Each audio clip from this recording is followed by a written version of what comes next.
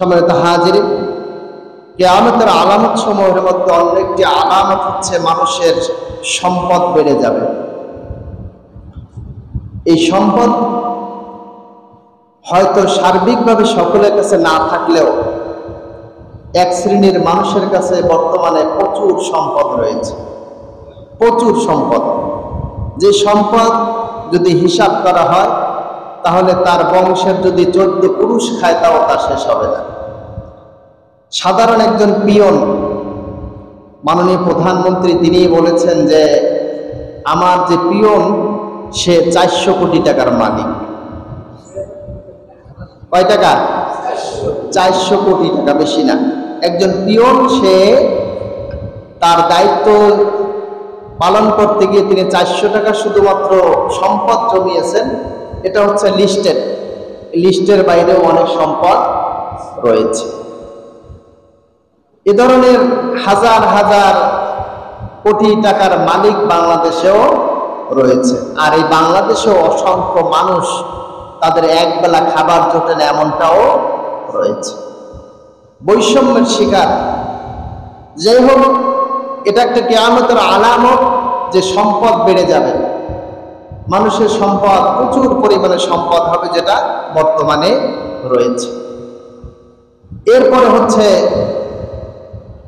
মানুষ চুলে কলপ করবে, এটা একটা কিয়ামতের আলামত। চুল, দাড়ি, আল্লাহ রাসূল সাল্লাল্লাহু আলাইহি সাল্লাম কলপ করতে বলেছেন। তিনি বলছেন যে তোমরা তোমাদের দাড়ি এবং চুল পেকে গেলে ওটাকে তোমরা রঙিন করো। সাদা থাকে যেটা, সাদাটাকে তোমরা রঙিন করো। তবে আল্লাহ রাসূল সাল্লাল্লাহু আলাইহি সাল্লাম কালো রং ব্যবহার করতে নিষেধ করেছেন। কালো রং দিয়ে খেজাব করা জায়েজ নাই, হারাম। এছাড়া আপনি যে কোনো জিনিস দিয়ে আপনি রংটা পরিবর্তন করতে পারেন, কারণ ইহুদিদের অভ্যাস হচ্ছে, ইহুদিরা তাদের দাড়ি চুল পেকে গেলে ওটা সাদাই রেখে দেয়, কখনো ওকে কলপ করে না। এজন্য আল্লাহ রাসূল সাল্লাল্লাহু আলাইহি সাল্লাম, যারা মুসলমান, যারা মুমিন, আল্লাহ রসুলকে ভালোবাসে, আল্লাহ রসুলকে তাদের জীবন থেকে যারা ভালোবাসে, তারা কি করবে? আল্লাহ রসুলের সমস্ত আদর্শগুলো মেনে নেবে। তাহলে এটা উম্মত হবে নাকি? শুধুমাত্র ইয়া নবী সালাম আলাইকে পড়লাম আর রসুলের উম্মত হয়ে গেলাম, এটা উম্মত নয়। দাঁড়িয়ে রাখলেও কি হয় না? উম্মত হয় না। আমরা দেখেছি একজন নরপিশাচ, যিনি এই কোঠা আন্দোলনের একজন ছাত্রকে গুলি করে প্রকাশ্যে হত্যা করেছেন। তার দাড়ি ছিল। এই দাড়ি থাকলে কি হওয়া যায় না? মুসলমান হওয়া যায় না। দাড়ি থাকলেই রসুলের আদর্শবান উম্মত হওয়া যায় না। সম্মানিত হাজিরিন, তাহলে আমরা যাদের চুল পেকে গেছে, দাড়ি পেকে গেছে, আমরা কি করব? রঙিন মেহেদি লাগাতে পারি, অথবা রং বেরঙের যে খেজাব আছে, কলব আছে, এটা আমরা ব্যবহার করতে পারি। কিন্তু কখনোই কালো কি করব না? রং ব্যবহার করব না, যেটা রসুলের এটা নিষেধ রয়েছে। এরপরে হচ্ছে ঘন ঘন ভূমিকম্প হবে। এটা মনে হয় আমরা টের পাচ্ছি না, নাকি পাচ্ছি? বিগত 20 বছরে যে পরিমাণে ভূমিকম্প হয়েছে তা মনে হয় এর আগের 100 বছরে এতটা হয়নি। বিভিন্ন দেশে প্রচুর পরিমাণে ভূমিকম্প হয়েছে, এমনকি ভূমিকম্পের কারণে অসংখ্য ঘর বাড়ি ধ্বংস হয়েছে এবং সেখানে মানবতার জীবনযাপন করতে হয়েছে। তাদের বড় বড় বিল্ডিং গুলো ধসে পড়েছে। এই কয়েকদিন আগে আমরা এই যে আপনার কি বলে, তুরস্কে ভয়াবহ হলো, ভূমিকম্প হলো, যেখানে আমরা বাংলাদেশ থেকে অনেকে সাহায্য পাঠিয়েছিলেন। অথচ একটা সচ্ছল একটা রাষ্ট্র ছিল, সেখানে ভূমিকম্পের কারণে মানুষ কি হয়েছে? একেবারে হতদরিদ্র হয়ে পড়েছে মুহূর্তের মধ্যে। রাত্রিবেলা যে ব্যক্তি কোটি টাকার সম্পত্তির মালিক ছিল, সকালবেলা সে ফকির হয়ে গেছে একেবারে মুহূর্তের মধ্যে। তো এই ভূমিকম্পর সংখ্যা ঘন ঘন বেড়ে যাবে, এটা কিয়ামতের একটা আলামত। আল্লাহ রাসূল সাল্লাল্লাহু আলাইহি ওয়াসাল্লাম আরো বলেছেন যে ঘন ঘন বাজার বসবে। বাজারের সংখ্যা কি হবে? ঘন ঘন হবে, আয়ত্তে চলে আসবে মানুষের। আমাদের এমনি যদি স্বাভাবিক বাজার বলি, তাহলে এই যে গোলদার মার্কেট হয়তো কেউ চিন্তাও করতে পারেন, এখানে এত বড় একটা মার্কেট হবে, দোকানের পজিশন হবে, এখানে ভালো দোকান হবে, মার্কেট হবে, বাজার হবে। আশপাশে যতটুকু যেখানে একটা মল আছে সেখানে একটা বাজার আছে। এর চেয়ে বড় কথা হচ্ছে যে আমাদের বাজারটা হাতের মুঠায় চলে এসেছে। আমি বাথরুমে গেছি, সেখানে বসে বসে আমি কি বাজার করতে পারতেছি। আমি শুয়ে আছি, ঘুমাইছি, সামনে একটা ভালো একটা জিনিস পাইছি, আমি ওখান থেকে অর্ডার করতে পারতেছি। সকালবেলা বা 3 দিনের ভিতরে আমার বাড়ির সামনে হাজির হয়ে যাচ্ছে। বাজার কি অতি কাছে হয়ে গেছে, বাজারটা হাতের মুঠায় চলে এসেছে। এরপর হচ্ছে মহিলারা পণ্য হিসেবে গণ্য করা হয়। একটা জিনিস যেমন কেনা বেচা হয়, মহিলারা সেরকমের বেচা কেনা হবে। যেটা আমরা যদি একটু লক্ষ্য করি যে মহিলাদেরকে বিভিন্ন জায়গায় তাদেরকে ব্যবহার করা হয়। শপিং মলগুলো দেখেন, সেখানে মোটামুটি তাদের রূপ সজ্জা দিয়েই কি দোকানদারি করা হয়। যে যত সুন্দরী, যে যত মোটামুটি মিষ্টি হাসতে পারে, তার তত ডিমান্ড বেশি, তার তত চাহিদা বেশি, তার জব তাড়াতাড়ি হয়। আর এর এগেনস্টে অসংখ্য পুরুষ তারা কিন্তু চাকরি পায় না। তাহলে মেয়েদেরকে কি পণ্য হিসেবে ব্যবহার করা হবে। আরও বিষয় আছে, বিভিন্ন নাটক সিনেমায় তারা যে অভিনয় করে, তারা কন্ট্রাক্টের মাধ্যমে অভিনয়টা করে থাকে লক্ষ লক্ষ কোটি কোটি টাকার বিনিময়ে। একটা নাইট ক্লাবে চলে যায়, সেখান থেকে তারা লক্ষ লক্ষ টাকা পায়, কোটি কোটি টাকা পায়। এই ভারতের যে আম্বানি আছে, সবচেয়ে বড় ধনী, ভারতের যে ধনী আছে, এর ছেলের বিয়ে হয়েছে, সেখানে নর্তকীরা নাচতে গেছে, কোটি কোটি টাকা তাদেরকে দেওয়া হচ্ছে। এটা কি পণ্য, যেরকম বেচা কিনা হয় ঠিক এরকম বেচা কিনা হবে। সেটা হচ্ছে পুরুষের তুলনায় নারীরা বেড়ে যাবে। এখন কি পুরুষের তুলনায় নারীর সংখ্যা অনেক বেশি। সারা পৃথিবীতে যদি হিসাব করা হয় তাহলে দেখা গেছে কয়েক গুণ বেশি হচ্ছে নারীরা। এরপর হচ্ছে ঘন ঘন বজ্রপাত হবে। এটা হচ্ছে কিনা, বিনা কারণে আকাশে মেঘ নাই কিন্তু হঠাৎ করে বজ্রপাত শুরু হয়ে গেছে, এবং অসংখ্য মানুষ কিন্তু এই বজ্রপাতে মারা যাচ্ছে। আগের তুলনায় অনেক বেশি বজ্রপাতরা বেড়ে গেছে। তারপর হচ্ছে দুর্নীতি বেড়ে যাবে। যার যার অবস্থান থেকে সবাই দুর্নীতি করে, সবাই কম বেশি ছাড় কেউ পাচ্ছে না। আমি এর আগে একদিন বলেছিলাম যে একজন রিক্সা চালক সেও দুর্নীতি করে, একজন ভ্যান চালক সেও দুর্নীতি করে, যে ঠেকা পড়ে গেছে, এখন মোটামুটি ঠেকাইয়ে তার কাছ থেকে অনেক টাকা নিয়ে যাওয়া। সময় তো হাজির, এই দুর্নীতির এতটা সয়লাভ হয়ে গেছে, এখানে কেউ মোটামুটি ছাড় দিচ্ছে না। দুর্নীতির টাকা গুনে গুনে, ঘুষের টাকা গুনে গুনে নিচ্ছে। এর পিছনে কারণও আছে, অনেকগুলো কারণ আমরা যদি খোঁজ করি তাহলে পাওয়া যাবে। কারণ অযোগ্যরা যখন ওখানে দায়িত্ব পালন করবে তখন এই ধরনের ঘটনা ঘটবে। কারণ অযোগ্যরা স্বাভাবিক গতিতে ওখানে যায় না। যাদের যোগ্যতা নাই কিন্তু চাকরি হয়েছে, নিশ্চয়ই এর পেছনে কি হয়েছে, নোটের একটা প্রভাব আছে। সে ঘুষ দিয়ে ওখানে চাকরি নিয়েছে, এখন সে তো চাইবে আমার ঘুষের টাকা আমি উঠিয়ে নেব। শুধু ঘুষের টাকা না, ওর সাথে কি বলে সুদ যা হয়, লাভ যা, তাও উঠায় নিয়ে আসবে। যার কারণে এই পরিস্থিতির শিকার হচ্ছে। ঘুষের দুর্নীতির পরিমাণটা এমন হয়েছে যে এখানে যে সেক্টরে হাত দেওয়া হয়, যে জায়গায় হাত দেওয়া হয়, সেখানে কি দুর্নীতি মোটামুটি হাত দিলে হয়েছে, দুর্নীতি বেড়ে আসতেছে।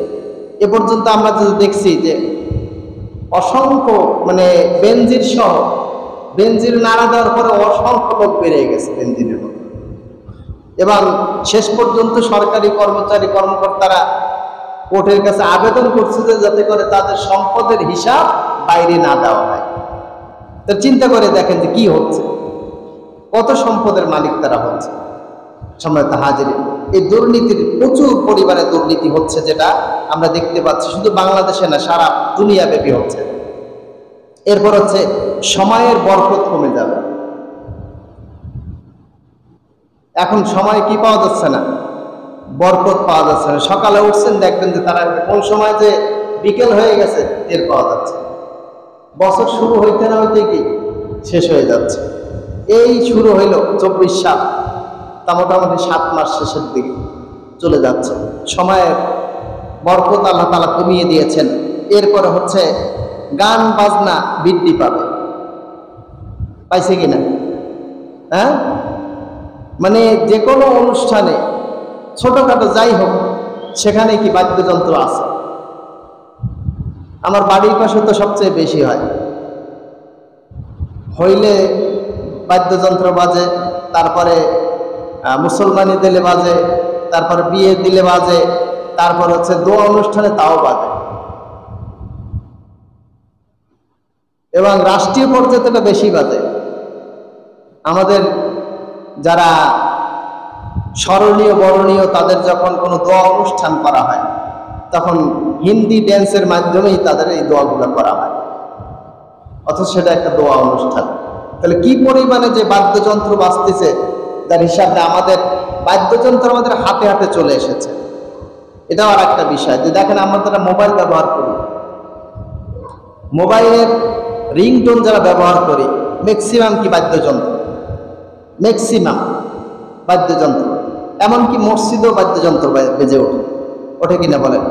মোবাইলে যখন রিংটোন দেয় এমন এমন গান সেভ করা যে গানগুলা নামাজের ভিতরেই বেজে ওঠে, নামাজ পড়া কষ্ট হয়ে যায়। তারপরে ওয়েলকাম টোন আছে সেটা দিয়ে রাখে, সে দিয়ে আবার কল দিলে যিনি কল দেন তিনি আবার গান শোনেন, ইচ্ছায় হোক অনিচ্ছায় তারও শুনতে হয়। তাহলে কি পরিমাণে বাদ্যযন্ত্র বেজেছে। আল্লাহ রাসূল সাল্লাল্লাহু আলাইহি ওয়াসাল্লাম বলেছেন বাদ্যযন্ত্র হচ্ছে শয়তানের অস্ত্র। বাদ্যযন্ত্র কি? শয়তানের অস্ত্র। এবং এই বাদ্যযন্ত্রের মাধ্যমে মানুষের অন্তরের ভিতরে মুনাফিকি তৈরি হয়।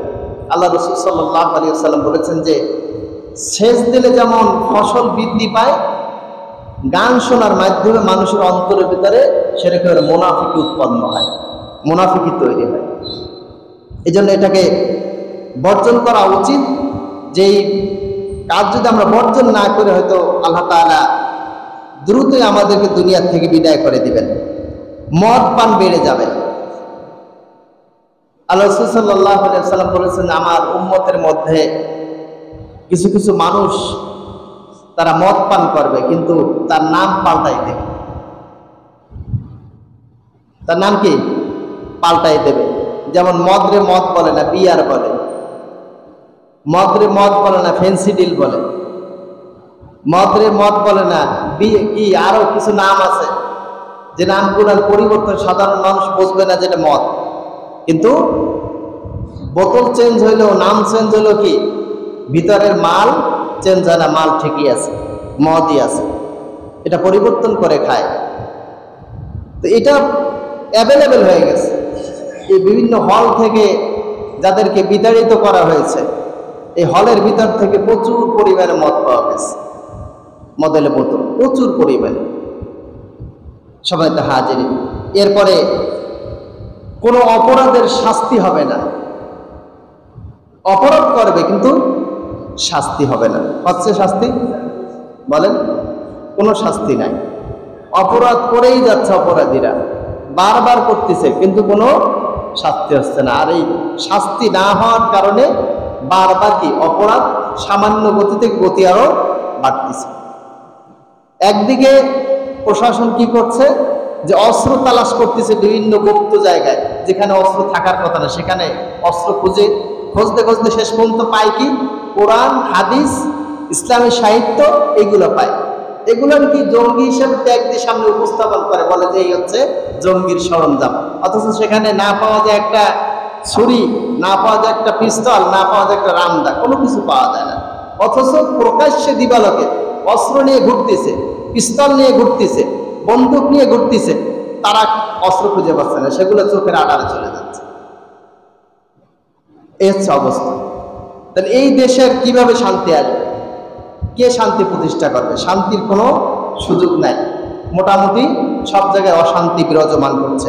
প্রশাসন যদি একটু ঠিক হয়ে যায় তাহলে শান্তির কোনো অভাব নেই। প্রশাসন ঠিক হওয়া দরকার। সম্মানিত হাজিরিন, এই জন্য দেখা গেছে বিচারহীনতার কারণে একজনে ধর্ষণ একটা করার পরেও আবার দ্বিতীয়টা করার সুযোগ পায়, তৃতীয়টা করার সুযোগ পায়। আমরা জানি যে বাংলাদেশের কোনো এক সময় জসিম নামের একজন যে কোনো এক দলের কর্মী ছিল, ছাত্র, তিনি 100 মেয়েকে ধর্ষণ করে তিনি এই সেঞ্চুরি উদযাপন করেছিলেন। বলেন নাউযুবিল্লাহি মিন যালিক। সর্বশেষ তার শাস্তি হয়েছে, তার মাথায় হাত বুলিয়ে বলছে, বাবা এটা করতে হয় না, বিচার শেষ। তাহলে যেই দেশের ছেলেরা সেঞ্চুরি করার পরে তার কোনো বিচার হয় না, তাকে প্রকাশ্যে তাকে শাবাশি দেওয়া হয়, তাহলে ওই দেশে ধর্ষণ কমবে না বাড়বে? হ্যাঁ, ধর্ষণ করলে, খুন করলে পদ পদবি মর্যাদা বেড়ে যায়। এটা হলো বর্তমান অবস্থা। সময়ত হাজিরিন, এরপর হচ্ছে জেনা বৃদ্ধি পাবে, জেনার পরিমাণ বৃদ্ধি পাবে। এখন জেনা যে কত প্রকার হচ্ছে, কত রকমের হচ্ছে, যার হিসাব নেই। আল্লাহ রাসূল সাল্লাল্লাহু আলাইহি ওয়াসাল্লাম বলেছেন যে প্রত্যেক আদম সন্তানের জন্য এক একটি জেনা লেখা হবে। বলছে সে জেনাগুলো কিভাবে? বলছে যে চোখ দিয়ে সে যে বেগানা মহিলাকে দেখে, এটা তার চোখের জেনা হয়। তাহলে এখন আমরা বলেন তো কারা কারা চোখের জেনা থেকে বাঁচতে পারতেছি? ইচ্ছা হোক অনিচ্ছা হোক আমাদের জেনা হয়েই যাচ্ছে।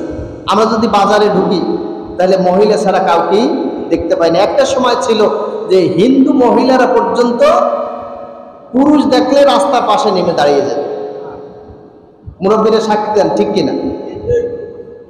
আর কিছু না পারলে অন্তত ঘোমটাটা টেনে দাঁড়িয়ে যেত। হিন্দুদের এই অবস্থা ছিল। আর এখন মুসলমান যারা আছি তারা ওই কাঁধ দিয়ে ধাক্কা মেরে তারপরে সামনে আগায়, আর দুই বান্ধবী গল্প করে হয়তো যে ওর ঘাড়ে জোর নেই, আমার ঘাড়ে জোর আছে। ভালো, এটা হচ্ছে বাস্তবতা। এইটুকু গায়ের ওড়না আগের থেকে পড়ে গেছে, এখন আর গায়ে ওড়না লাগে না। আগের তো তাও মোটামুটি একটা গামছার মতন ছিল, এখন মেয়েরাও কি প্যান্ট শার্ট পরে ঘুরে বেড়াচ্ছে, ছোট্ট একটা গেঞ্জি তাই পরে ঘুরে বেড়াচ্ছে, চুলের কোনো বালাই নাই, স্বাভাবিক চুল, ছেলেদের মতন চুলে কাটিং দিয়ে ঘুরে বেড়াচ্ছে। এটা হলো অবস্থা। তাহলে এই মেয়েদেরকে যারা দেখে অনেক সময় বৃদ্ধ পুরুষ পর্যন্ত তার প্রতি আকৃষ্ট হয়ে যায়। তাহলে এই যে জেনা হচ্ছে, এই জেনা তো আমাদের সমাজে প্রত্যেকটা অন্তরে অন্তরে ঢুকে গেছে। এরা কারা? যাদের জন্য আমাদের জেনা হচ্ছে তারা তো কারো না কারো বোন, কারো না কারো স্ত্রী, কারো না কারো মা, কারো না কারো মেয়ে, নাকি? একজন যুবতী মেয়ে যখন তার বয়স হয়ে যায় তখন তাকে সেফ রাখাই হচ্ছে একজন মুমিনের দায়িত্ব। এটা আল্লাহ তাআলার কথা, এটা রাসূলের কথাও না। আল্লাহ তাআলা ডাইরেক্ট নির্দেশ করেছেন, ওয়াকারনা ফি বুয়ুতিকুন্না ওয়ালা তাবাররাজনা তাবাররুজাল জাহিলিয়াতিল উলা। আল্লাহ তাআলা নির্দেশ করেছেন যে তোমরা ঘর থেকে জাহিলি মহিলাদের মতন বের হয়ো না। আমরা অনেক সময় দেখা গেছে একজন বৃদ্ধ মহিলা, যে মহিলার প্রতি কারো কোনো আকৃষ্ট নাই, তারা দেখলে কারো কিছু ফিলিংসও আসে না, ওই মহিলাটা সুন্দর করে একেবারে বোরকা পরেছে, হাত মোজা পা মোজা পরেছে, আর তার সাথে একটা মেয়ে আছে, যে মেয়ের হয়তো 50-60 বছর বৃদ্ধাও যদি দেখে তাও তার প্রতি একটা আকৃষ্ট আসবে, কুনজর কুদৃষ্টি আসবে। সেই মেয়েটাকে খোলামেলা নিয়ে হাঁটতেছে, তাহলে কি হবে? আল্লাহ রাসূল সাল্লাল্লাহু আলাইহি ওয়াসাল্লাম বলেছেন যে দায়ুস জান্নাতে প্রবেশ করবেই না, এমনকি জান্নাতের ঘ্রাণও পাবে না। অথচ জান্নাতের ঘ্রাণ 40 বছরের রাস্তা থেকে পাওয়া যাবে। সুবহানাল্লাহ। কত বছরের রাস্তা? 40 বছর দূরে আছেন, যেখান থেকে জান্নাতে যেতে 40 বছর সময় লাগবে, অথচ ওইখান থেকে জান্নাতের ঘ্রাণ পাওয়া যাবে। অথচ এই দায়ুস যে ব্যক্তি, দায়ুস কাকে বলা হয়? যেই পুরুষের অধীনে নারীরা থাকে, যে নারীদেরকে পর্দায় রাখেন, তাদেরকে দায়ুস বলা হয়। তাহলে আমি নামাজ পড়লাম, রোজা রাখলাম, আমি দান সদকা করলাম, আমি অনেক কিছু করলাম, আমি দায়িত্ব পালন করলাম, কিন্তু আমি জান্নাতে যেতে পারলাম না, তাহলে লাভ কি আমার? বলেন। বরঞ্চ এরাই কাল কিয়ামতের দিন বলবে যে আল্লাহ তাআলা এরা আমাদের দায়িত্বশীল ছিল, এই আমার বাবা, এই আমার ভাই, এই আমার অমুক, এরা কখনো আমাকে এই ব্যাপারে উৎসাহ দেয় নাই, আমাকে কখনো বুঝায় নাই। আজকে এদের উপরে পা দিয়ে আমি জাহান্নামে যাব, এদেরকে পাড়া না দিয়ে আমি জাহান্নামে যাব না। তার মানে এদেরকে সাথে নিয়ে জাহান্নামে যাবে। তাহলে আমার নামাজ সব কি হয়ে যাবে? মিথ্যা হয়ে যাবে। এজন্য আমাদের মা বোনরা যারা আছে, আমাদের স্ত্রী, আমাদের আত্মীয় স্বজন যারা আছে, তাদেরকে অবশ্যই পর্দায় রাখবো আমরা। আল্লাহ রাসূল আরো বলেছেন, যদি কোনো বেগানা পুরুষ মেয়েকে দেখে যদি কোনো বেগানা পুরুষ যদি আকৃষ্ট হয়, যত পুরুষ আকৃষ্ট হবে অতটা জেনা ওই ভদ্রলোকের আমলনামায় লেখা হবে। নাউযুবিল্লাহি মিন যালিক। তাহলে 100 পুরুষ যদি একটা মেয়েকে দেখে আকৃষ্ট হয়, তার অন্তরের ভিতরে কুমন্ত্রণা জাগে, কুচিন্তা জাগে, তাহলে ওই 100 মানুষ জেনা করলে যে গুনাহ হইতো সমপরিমাণ গুনাহ ওই পুরুষের আমলনামায় লেখা হবে। এখন আপনারা চিন্তা করে দেখেন যে আমরা আমাদের মেয়েদেরকে, আমাদের স্ত্রীদেরকে, আমাদের মাদেরকে, আমাদের কন্যাদেরকে, আমাদের বোনদেরকে বেপর্দায় রাখবো কি রাখবো না? বেপর্দায় চলাফেরা করাবো কিনা হিসাব করে দেখেন। সম্মানিত হাজিরিন, এই পরিবেশ আমরাই অনেক সময় অনেক ঠিক করতে পারি। আমরা যদি আমাদের অবস্থান থেকে আমাদের মা বোনদেরকে যদি কন্ট্রোল করে ফেলি, তাহলে আমাদের আগাই জেনার সম্মুখীন হতে হবে না। সম্মানিত হাজিরিন, জেনা বাড়ছে, এইটা একটা গেলা। এরপর হচ্ছে টিভি সিনেমা অ্যাভেলেবেল আসতেছে। এরপরে সবচেয়ে বড় যে মানুষ নির্লজ্জ বেহায়াপনা কতটা বেড়েছে, যে একটা সময় মানুষ নিজের স্ত্রীর সাথে কি করছে এটা কাউকে বলা এমনি হারাম, শরীয়ত হারাম করেছে, কাউকে বলা যাবে না। সেটা প্রকাশ্য ভিডিও তৈরি করে ছেড়ে দিচ্ছে, এখান থেকে লক্ষ লক্ষ কোটি কোটি টাকা ইনকাম করতেছে। এটাকে বলা পর্ন স্টার, যেটা সারা দুনিয়াব্যাপী সবচেয়ে বেশি এটা চলে, সবচেয়ে বেশি এটা চলে। তো কত অশ্লীলতা বেড়েছে, কত বেহায়াপনা বেড়েছে। সম্মানিত হাজিরিন, আল্লাহ তাআলা আমাদেরকে হেফাজত করুন, সকলে বলে আমিন। এরপর হচ্ছে কাফের শাসকদের বন্ধু হিসেবে গ্রহণ করা হবে। এটা হচ্ছে কিয়ামতের আলামত। নিজের স্বার্থ রক্ষার জন্য অমুসলিম কাফের যারা আল্লাহদ্রোহী তাদের সাথে সম্পর্ক রাখা হবে। এটা কি হচ্ছে না এখন? হ্যাঁ, সারা দুনিয়ায় হচ্ছে। আমাদের বাংলাদেশের কথাই চিন্তা করেন, যারা দিনে দুপুরে আমাদের বাংলাদেশিদেরকে বিএসএফরা হত্যা করে এবং প্রকাশ্যে দিবালোকে যারা মসজিদ ভাঙে, মসজিদ ভেঙে তারা কি করে, সেখানে মন্দির তৈরি করে, তাদের সাথে আমাদের দেশের নেতৃত্বের কি সম্পর্ক ভালো না? কেমন ভালো? কেউ তো বলছেন যে এটা স্বামী স্ত্রীর সম্পর্ক। নাউযুবিল্লাহি মিন যালিক। এটা আমার কথা না, এই কথাটা তাদের মধ্যে থেকে একজনে বলেছেন যে আমাদের আর ভারতের সম্পর্ক হচ্ছে কি স্বামী স্ত্রীর সম্পর্ক। চিন্তা করে দেখেন কত নির্লজ্জ এবং বেহায়া হলে পরে এই ধরনের বক্তব্য তারা দিতে পারে, অথচ তারা হচ্ছে আমাদের চিরন্তন শত্রু, চরম পর্যায়ের শত্রু আমাদের। সম্মানিত হাজিরিন, এটা ঘটে গেছে, চলছে। এরপর হচ্ছে যে অযোগ্য ব্যক্তির হাতে ক্ষমতা দেওয়া হবে। এটা কি হচ্ছে না? যোগ্যতা নাই কিন্তু কি ক্ষমতা কি তাদের হাতে আছে। এখন এইগুলো বললে তো অনেক সময় সমস্যা হয় যে হুজুর মনে হয় এই রাজনীতি শুরু করে দিচ্ছে। বিষয়টা হচ্ছে যে এই পৃথিবীটা কার? এই পৃথিবীটা চলবে কার নিয়মে? তা আল্লাহর নিয়মে চলাটাই তো রাজনীতি। রাজ্য নিয়ে যে নীতি সেটাই তো রাজনীতি নাকি? আমরা থাকি আল্লাহর দুনিয়ায়, আল্লাহর দুনিয়া থেকে আল্লাহর রাজনীতি করবো, তো কার রাজনীতি করবো বলেন? অ্যারিস্টটল, প্লুটো, তারপর হচ্ছে কার্ল মার্কস, লেনিন, এদের রাজনীতি করবো আমরা? আমরা তো নিজেদেরকে মুসলমান দাবি করি। আমাদের রাজনীতি হবে কোরআন এবং সুন্নাহ, এর বাইরে তো আমাদের কোনো রাজনীতি হওয়ার কথা না। হওয়ার কথা বলেন? হওয়ার কথা না। তাহলে আমরা এই রাজনীতি করবো। সূরা মুলক পড়বেন, সূরা মুলকের ভিতরে আল্লাহ তাআলা এই রাজনীতি শিখাই দিয়েছেন। রাজনীতি কার নামে হবে? আল্লাহ তাআলা বলেন কুলিল্লাহুম্মা মালিকাল মুলক। হে নবী, আপনি বলে দিন, হে রাজাধিরাজ, রাজ্যের অধিপতির অধিপতি, রাজার রাজা, বাদশার বাদশা। তা বাদশার বাদশাকে আল্লাহ তাআলা। এই দুনিয়ার সমস্ত কিছুর মালিক হচ্ছেন আল্লাহ তাআলা। ইনিল হুকমু ইন্না লিল্লাহ। একমাত্র আইন চলবে আল্লাহ তাআলা। এটি আল্লাহ তাআলা। আল্লাহ তাআলা যে আমাদের দুনিয়ায় পাঠাইছেন, এই পাঠানোর উদ্দেশ্যই একটাই, ইন্নী জাইলুন ফিল আরদি খলিফা, আল্লাহ তাআলা রিপ্রেজেন্টেটিভ হিসাবে, প্রতিনিধি হিসেবে আল্লাহ তাআলা দুনিয়া পাঠিয়েছে। কি প্রতিনিধি? আল্লাহর বিধান এই জমিনে কায়েম করার জন্য। আমরা এক দোকানের কর্মচারী, দোকানের কর্মকর্তা একটা লিস্ট তৈরি করে দিয়ে গেছেন যে এইটার জিনিস এই দাম, এই জিনিসের এই দাম, এই জিনিসের এই দাম। এখন আমার দায়িত্ব কি?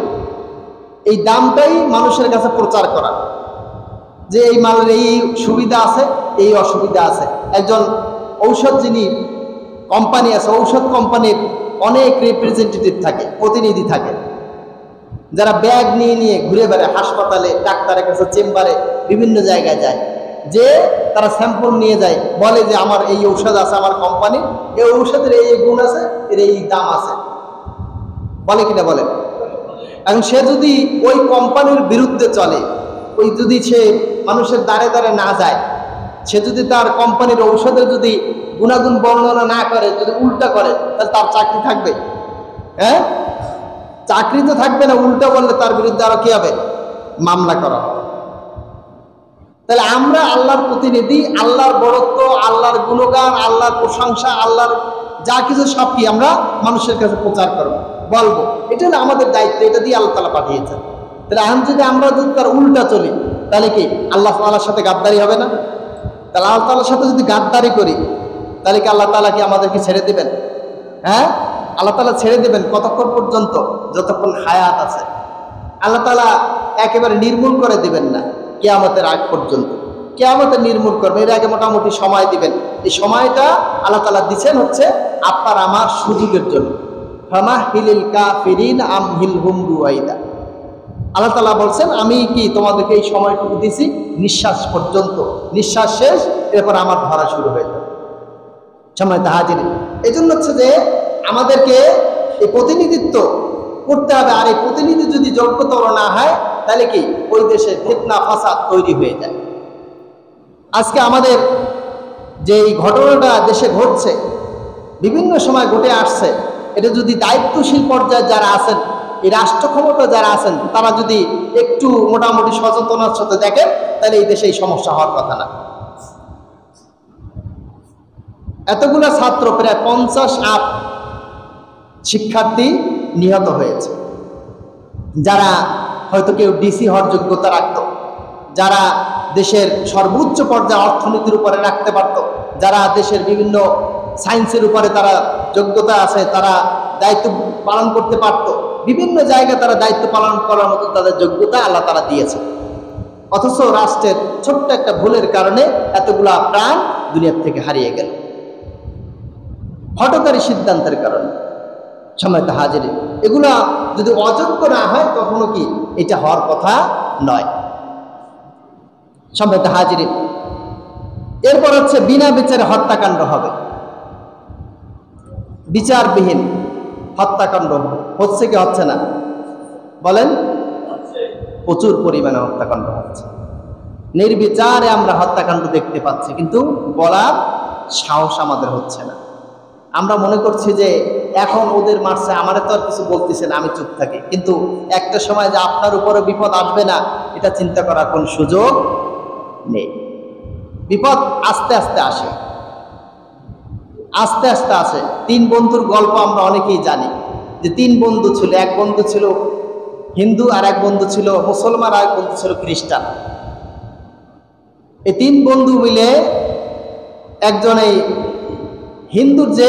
হিন্দু বন্ধুর ক্ষেতের আখ চুরি করত।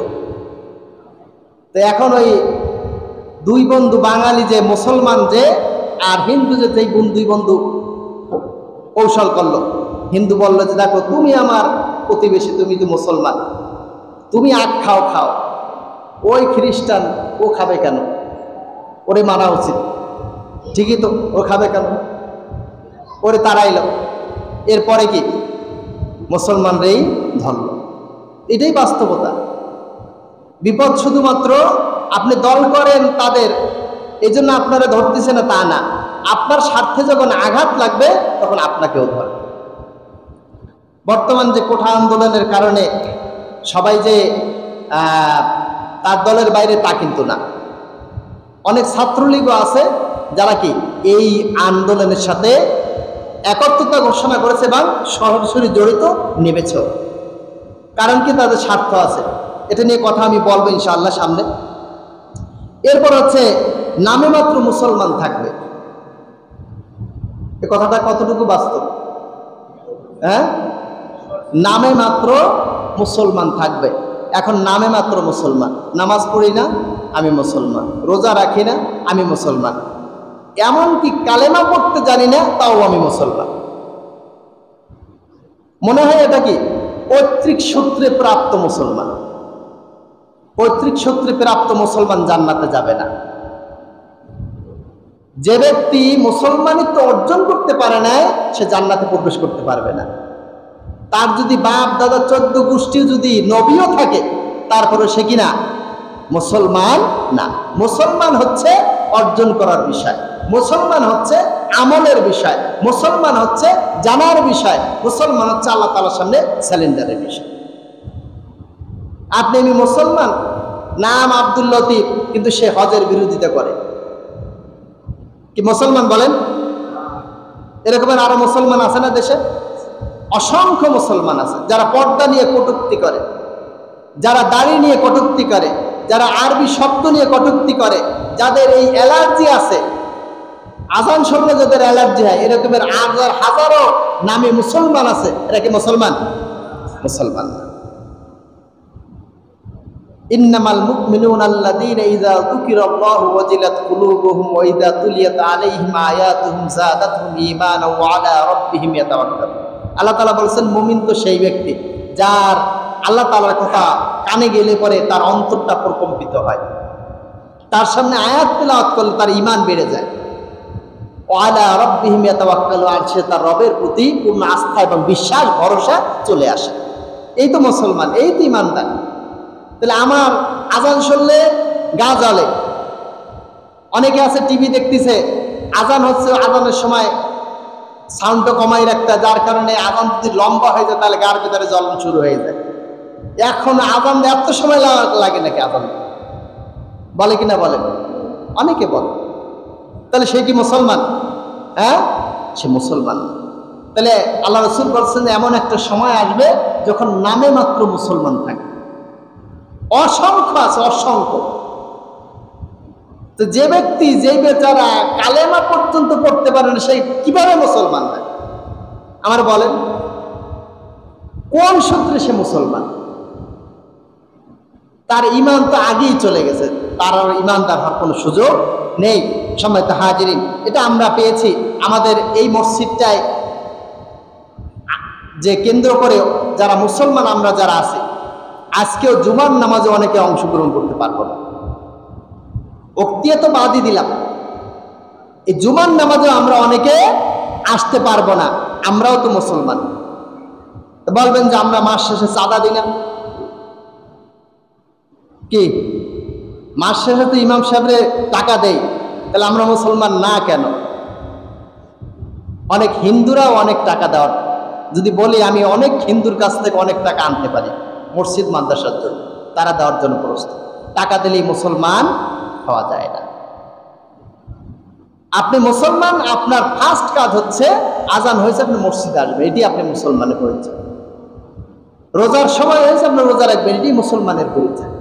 আপনার সামনে অন্যায় কাজ হয়েছে আপনি বাধা দেবেন, এটাই মুসলমানের পরিচয়। এটাই স্বাভাবিক। আপনার এই ফিলিংস, অনুভূতি আপনার ভিতরে নাই, তাহলে আপনি কেমন মুসলমান? সম্মানিত হাজিরিন, এরপর হচ্ছে নারীর কর্তৃত্ব বৃদ্ধি পাবে, সব জায়গায় নারীর ক্ষমতায়ন। আমাদের মাননীয় প্রধানমন্ত্রী নারী, আমাদের দেশের অন্যতম আর একটা পোস্ট, সেটা হচ্ছে স্পিকার, এখানে আমাদের নারী। এরকমের অসংখ্য নারীরা আমাদের উপরে কি চেপে বসেছে, অথচ আল্লাহ তাআলা বলেন আর রাজুলু কাওয়ামুনা আলান নিসা, নারীরাই, পুরুষরাই হচ্ছে নারীদের কর্তৃত্বশীল, নারীদের উপরে কর্তৃত্ব চালাবে। কিন্তু এখন কি উল্টা হয়ে গেছে, সংসারে এরকমের হয়েছে। সংসার চলে কার কথায়? কথা বলে না।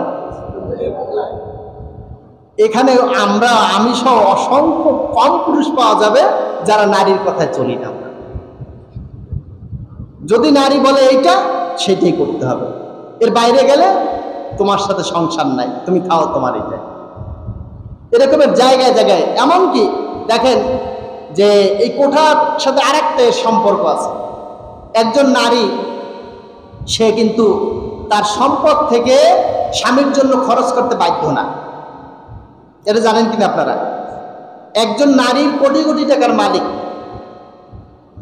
কিন্তু ওই টাকার থেকে একজন স্বামী বলতে পারবে না যে আমার ওইখান থেকে তুমি টাকা দাও, আমি সংসার চালাবো।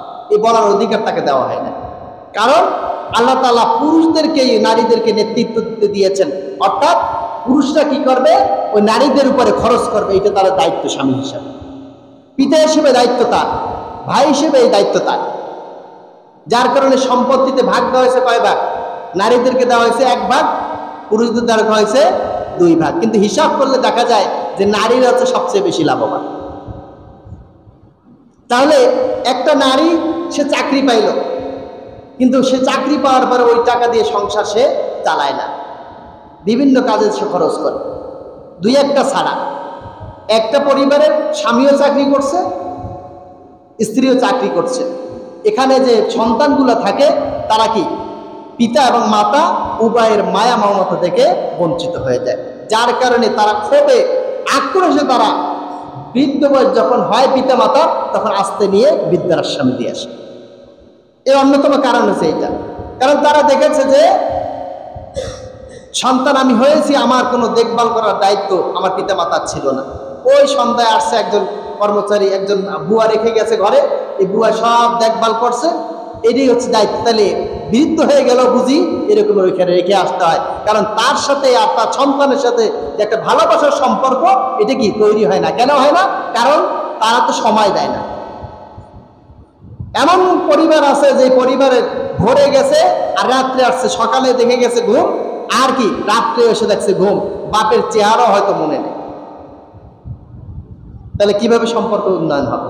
তাহলে এই নারী পুরুষ খরচ করলো, অথচ একজন পুরুষ ওই নারীর এগেনস্টে যদি চাকরি করতো, তাহলে ওই সংসারটা সুন্দরভাবে চলত। প্রাইমারি স্কুলে 60% হচ্ছে নারীর কোঠা। কত পার্সেন্ট? 60%, 60 জন। 100 জনের চাকরি হলে তার ভেতরে 60 জন চাকরি হবে মহিলা। তাহলে বাকি পুরুষরা কি করবে বলেন? একটা ব্রেন ড্রেইন একটা শব্দ আছে, মেধা পাচার। দেখবেন যে আমাদের বাংলাদেশ থেকে যারা বিদেশে যায় পড়াশোনার জন্য, তারা আর বাংলাদেশে ফিরে আসে না। কেন জানেন? কারণ মেধার মূল্যায়ন করা হয় না। তারা ওখানে মূল্যায়ন পায়। আমার বাসার পাশেই একটা ছেলে আছে, সে রুয়েটের টিচার করেছে, তারপরে রাজশাহী বিজ্ঞান ও প্রযুক্তি বিশ্ববিদ্যালয়ে সে লেখাপড়া করে, ওইখানে শিক্ষক হয়েছে। এখন সে লন্ডনে আছে। ওর সাথে কথা বললাম যে কি খবর, দেশে কিভাবে কি আসবা, কি করবা? বলছে আমার ইচ্ছা নাই, কারণ দেশে যা হচ্ছে, এই দেশে চাকরি করা খুব কষ্ট, সম্ভব না। তাহলে মেধা কি হয়েছে? ভালো মেধা বিদেশ যে থেকে যাচ্ছে। তাহলে আমাদের দেশের মেধা কি বিদেশে থাকতেছে, অথচ এই মেধা যদি বাংলাদেশে থাকতো অনেক কিছু করার সম্ভাবনা ছিল। এরপরে কি হয়? মেধাবীরা যখন চাকরি পায় না, মেধার যখন মূল্যায়ন হয় না, তখন এই মেধা 30 বছরের বয়স সীমা দেওয়া হয়েছে। এই বয়স সীমার পরে সে চাকরি করতে পারবে না, তখন সে কি করবে? এখন একজন মাস্টার ডিগ্রি বাংলাদেশের সর্বোচ্চ বিদ্যাপীঠ থেকে সে লেখাপড়া করলো, লেখাপড়া করে তার একটা চাকরি হইল না, তখন সে কি করবে? হতাশার জীবন যখন শুরু করবে, হয়তো সে নেশা শুরু করবে। এরপরে নেশার সাথে সে বিভিন্ন ধরনের অপকর্মের সাথে জড়িয়ে যাবে, আস্তে আস্তে কি শেষ। এইটা যখন কোনো অভিভাবক দেখবে, তখন তো চিন্তা করবে যে লেখাপড়া করানোর দরকার নাই, তার চেয়ে আমার ছেলেরে ওই রাজমিস্ত্রি বানায়, কাঠমিস্ত্রি বানায়, ভ্যান চালক বানায়, অন্তত ওই লেখাপড়া করতে যত বছর লাগবে, একটা ছেলে লেখাপড়া করতে শেষ করতে অন্তত 24 থেকে 25 বছর সময় লাগে। তো তো বলবে যে এই যে 10 থেকে 15 বছর সময় আছে, এই 15 বছরের ভিতরে আমার ছেলে 15 লাখ টাকার মালিক হয়ে যাবে, খালি খালি আমি 15 লাখ টাকা 20 লাখ টাকা দিয়ে চাকরি করাবো কেন? হবে কিনা বলেন? তাহলে কি দেশের মেধা কি কমতেছে না বাড়বে? কমবে, আস্তে আস্তে কমে যাবে। আর এটা হচ্ছে, আমি মনে করি এটা একটা ভারতের একটা চক্রান্ত, যে বাংলাদেশ মেধা শূন্য হয়ে যাক, আর ওখান থেকে তারা এসে মোটামুটি ঠিকঠাক মতন দখল করা শুরু করে। সম্মানিত হাজিরিন, এটা হচ্ছে আমাদের দেশের অবস্থা, যে যার কারণে এই যে নারীর কর্তৃত্ব বৃদ্ধি পেয়েছে, এটা একটা বিদেশি একটা ষড়যন্ত্র, আর কিচ্ছু না। বিদেশি ষড়যন্ত্র আমরা কি মোটামুটি পেয়ে গেছে। এরপর হচ্ছে পাপকে পাপ মনে না করা। পাপ কাজ করে কিন্তু কি এটাকে পাপ হিসেবে মনে করে না, এটা একটা কিয়ামতের আলামত। প্রচুর পরিমাণে পাপ আছে, যে পাপগুলোকে সাধারণভাবে মানুষ কি পাপ মনে করে না। এরপর হচ্ছে আর একটা যে বিষয় আছে, মূর্খরা আলেমদের ভুল ধরবে।